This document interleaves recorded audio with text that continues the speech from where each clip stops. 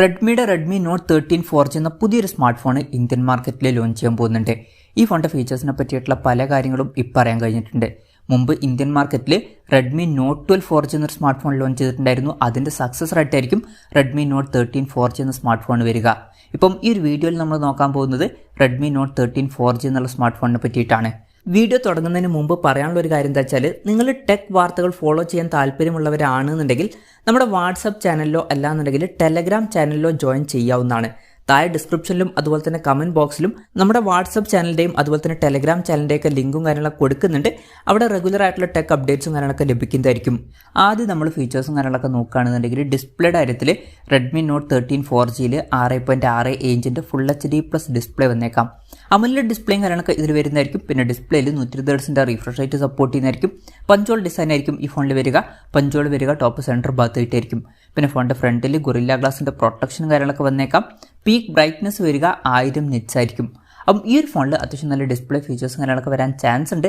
പിന്നെ ഒരു കാര്യം എന്താണെന്ന് വെച്ചാൽ റെഡ്മി നോട്ട് 12 4G എന്ന ഫോണിലും ഏകദേശം ഇതുപോലുള്ള ഡിസ്പ്ലേ ഫീച്ചേഴ്സും കാര്യങ്ങളൊക്കെ തന്നെയാണ് വന്നിട്ടുള്ളത്. അപ്പോൾ നല്ല ഡിസ്പ്ലേ ഫീച്ചേഴ്സ് വരാൻ ചാൻസ് ഉണ്ടെങ്കിലും അപ്ഗ്രേഡ്സും കാര്യങ്ങളൊന്നും കാര്യമായിട്ട് ഉണ്ടാവാൻ ചാൻസ് ഇല്ല. പിന്നെ side mounted finger print sensor ഇതിൽ വരുന്നതായിരിക്കും. ഫോണിൻ്റെ വെയിറ്റ് വരിക ഏകദേശം 188.5 ഗ്രാം ആയിരിക്കും. പ്രോസസ്സറിൻ്റെ കാര്യം പറയുകയാണെന്നുണ്ടെങ്കിൽ സ്നാപ്ഡ്രാഗൺ 685 എന്നുള്ള പ്രോസസ്സറുമായിട്ടായിരിക്കും ഈ ഒരു സ്മാർട്ട് ഫോൺ വരിക. മുമ്പ് ലോഞ്ച് ചെയ്തിട്ടുള്ള റെഡ്മി നോട്ട് 12 4G എന്ന ഫോണിലും ഇതേ സെയിം പ്രോസസ്സറാണ് വന്നിട്ടുള്ളത്. അപ്പം പ്രോസസ്സറിൻ്റെ കാര്യമായിട്ടുള്ള അപ്ഗ്രേഡ്സും കാര്യങ്ങളൊന്നും വരാൻ ചാൻസ് ഇല്ല. പിന്നെ 5G സപ്പോർട്ടൊന്നും ഉണ്ടാവില്ല. മാക്സിമം 4G സപ്പോർട്ടാണ് ഇതിൽ വരുന്നത്. പിന്നെ ഈ ഫോണിൻ്റെ 8GB റാം വെർഷനും അതുപോലെ തന്നെ 12GB റാം വെർഷനും ലോഞ്ച് ചെയ്തേക്കാം. ഇൻറ്റേർണലിൻ്റെ കാര്യത്തിൽ 256GB ഇൻറ്റേർണൽ വെർഷനും 512GB ഇൻറ്റേർണൽ വെർഷനും വന്നേക്കാം. പിന്നെ LPDDR4Xൻ്റെ റാമും UFS 2.2 സ്റ്റോറേജ് ടൈപ്പൊക്കെ ഇതിൽ വരുന്നതായിരിക്കും. മിക്കവാറും മെമ്മറി കാർഡ് സ്ലോട്ടും കാര്യങ്ങളൊക്കെ ഈ ഫോണിൽ വരുന്നതായിരിക്കും. 3.5mm മോഡി ജാക്ക് ഈ ഫോണിൽ വരും.